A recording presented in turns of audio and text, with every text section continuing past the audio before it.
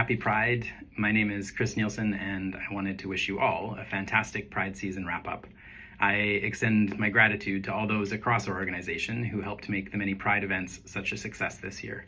From on-site events at many of our locations to managing all the logistics of the very many community events we participated in, I'm truly grateful to see the support and love and solidarity come through in all of our entries, the decorated ambulances, the banners, the flags, the lanyards, posters, and so much more.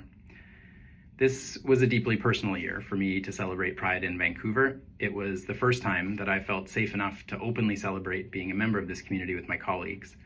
The warmth, enthusiasm, and support as we planned helped to calm my fears, and the energy and fun and connection we had marching was incredibly meaningful.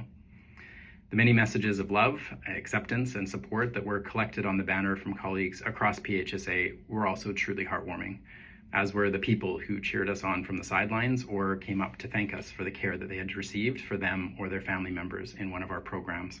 There were a lot of happy tears shed that day. So thank you, and thank you again for all you did and continue to do to make PHSA a more welcoming and safe health system where everyone thrives.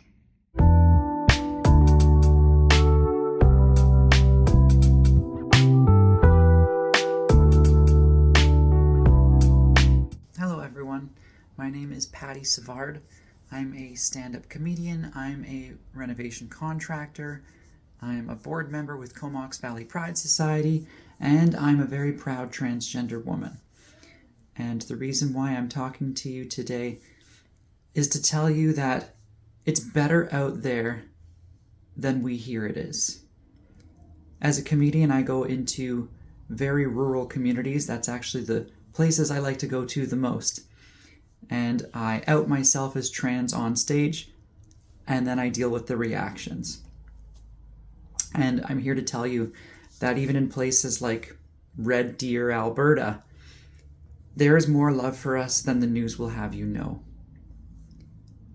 I out myself on a regular basis in places like this, and more often than not, somebody will come up to me after the show and say, I haven't known how to talk to a trans family member in my family, and you've now created that space for me. Thank you.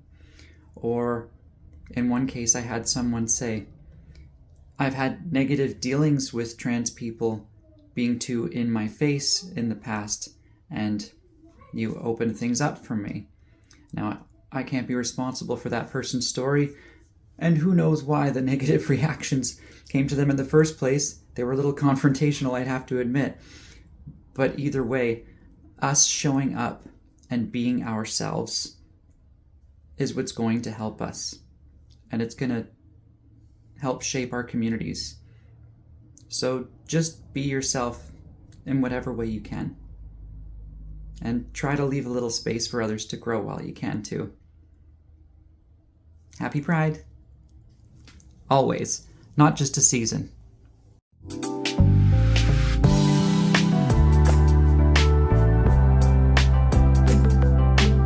Oh, hi, beautiful people. This is Misha Oak.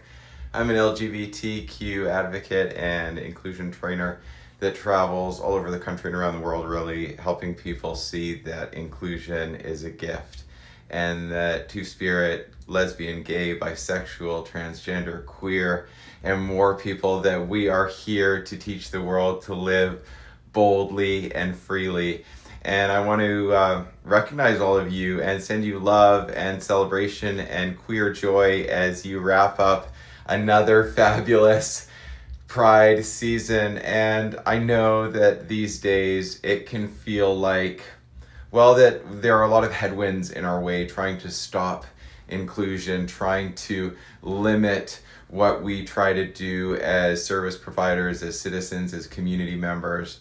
And I want to share with you that I'm seeing some really good stuff out there in my travels, in my work with organizations, with service providers, care providers, school districts, health authorities, that, there are people all over the world right now doubling down on inclusion. And I know it can feel like that's not happening because what's happening in the news. And yes, all that stuff is atrocious, but what we can focus on is our communities, our lives. And I really encourage you to lean into inclusion, tell people that inclusion done well, it benefits everyone.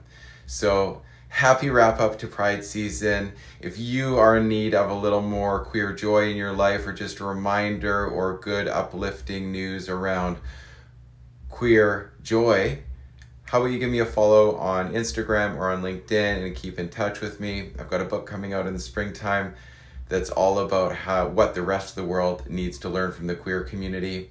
And I want you to know that you are loved. See you later. Bye.